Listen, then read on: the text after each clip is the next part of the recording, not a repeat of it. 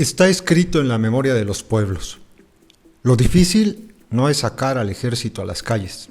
Lo difícil es que vuelva a los cuarteles.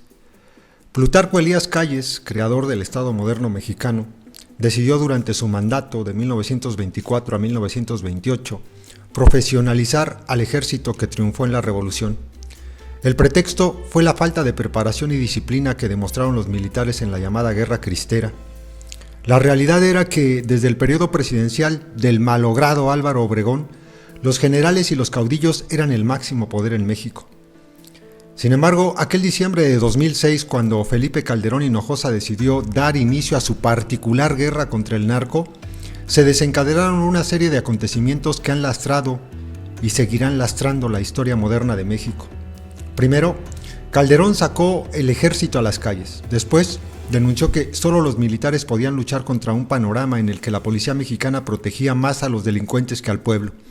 Y finalmente, su entonces secretario de la Defensa Nacional, el general Guillermo Galván Galván, nunca le advirtió de que el ejército no estaba preparado para ganar esa guerra falsa.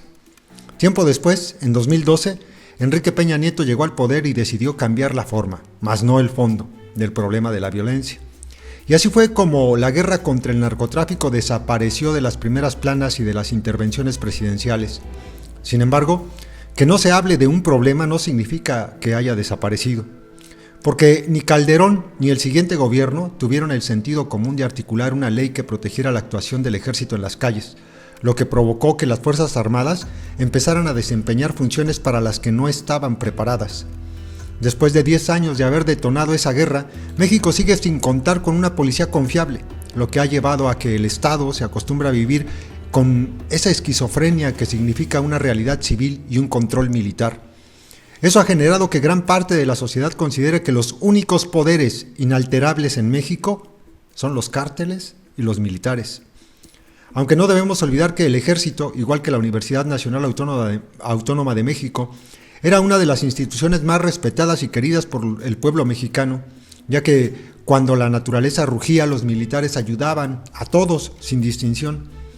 Ahora esa institución ya forma parte de la nebulosa que conjuga todo lo desconcertante en México, no solo por su inevitable implicación en la vulneración de los derechos humanos, sino porque Calderón también puso de moda que los estados afectados por el narcotráfico pagaran la logística de los militares.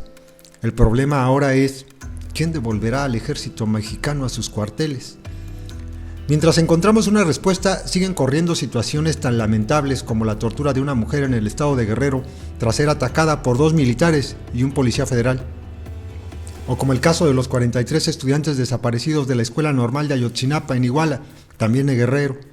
Un episodio en el que poco a poco se va responsabilizando al ejército ante la ausencia de pruebas de una versión ajustada a la realidad de los hechos. Hoy, las Fuerzas Armadas mexicanas están amenazadas en varios frentes. Primero, por la inexistencia de una cobertura legal que respalde a la institución. Segundo, por la carencia de un plan de retirada para cambiar la situación. Y tercero, porque México se ha acostumbrado a un mundo de príncipes y princesas, en el que la triste realidad de las alcantarillas del Estado la atienden y la limpian los hombres de uniforme. Por su parte, Estados Unidos no ha dejado de señalar los problemas sistémicos del Estado mexicano, la inexistencia de un poder de investigación con credibilidad, la ausencia de un poder judicial que no permita la impunidad, la falta de una policía defensora del Estado y no enemiga, y finalmente, definir el papel de sus militares cuando el concepto de la seguridad nacional y del mantenimiento de la integridad territorial se han diluido. Téngase en cuenta que en México, con más de 120 millones de habitantes y unas fuerzas armadas de unos 250,000 miembros, puede desarrollarse comportamientos violentos contra la población civil. No parece muy inteligente recurrir a un ejército que nunca ha sido entrenado para salvaguardar el orden público y ahora pedirle que no haga lo único que les enseñaron a hacer, que disparen y venzan al enemigo.